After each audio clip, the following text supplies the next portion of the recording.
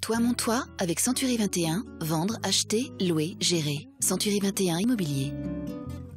Toi, mon toit. Toi, mon tout, mon roi.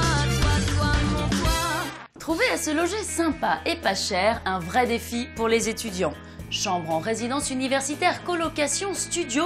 Crise oblige, à côté de ces options émerge une nouvelle tendance, le logement intergénérationnel. Se loger dans les grandes villes quand on est étudiante, c'est un peu galère. Mais grâce à une association, j'ai trouvé un arrangement avec une dame de 95 ans. Je paie une contribution symbolique, je lui rends quelques services, je lui tiens compagnie le soir. Et en échange, je bénéficie d'une chambre confortable dans son appartement. Ça lui fait une présence rassurante et franchement, nous passons de bons moments. Pour se loger à moindre frais, l'hébergement contre service peut être une solution. Mais avant d'entamer ce type de cohabitation, veillez à définir précisément les termes de votre accord dans un contrat qui respecte la législation en vigueur. Toi, mon toit.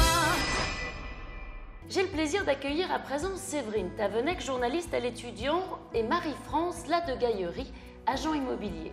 Marie-France, bonjour. Bonjour. Alors, je suis étudiante, de quelle aide puis-je bénéficier pour trouver un logement ?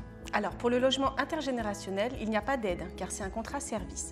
Par contre, si vous êtes étudiant locataire, vous pouvez bénéficier d'aide sous certaines conditions, et notamment les ressources parentales. Quelles sont ces aides ? Il existe deux types d'aides. L'allocation logement pour les logements libres et l'allocation personnalisée au logement, l'APL, pour les logements conventionnés. Un exemple ? À Paris, un étudiant locataire non boursier de 21 ans qui occupe un studio vide dont le loyer est de 600 € peut bénéficier d'une allocation personnalisée au logement d'environ 200 €. Nous avons vu que le logement intergénérationnel était un bon plan. Est-ce qu'il en existe d'autres pour les étudiants ? Alors il y a par exemple la colocation, cela reste le meilleur moyen de trouver un grand appartement avec un petit budget.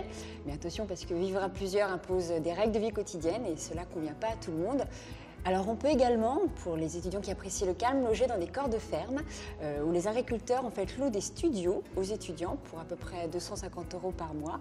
Alors c'est un concept qui s'est généralisé dans le Nord, en Picardie et en Bretagne. Merci pour ces précisions. Toi, mon toit. Avec Century 21 Immobilier.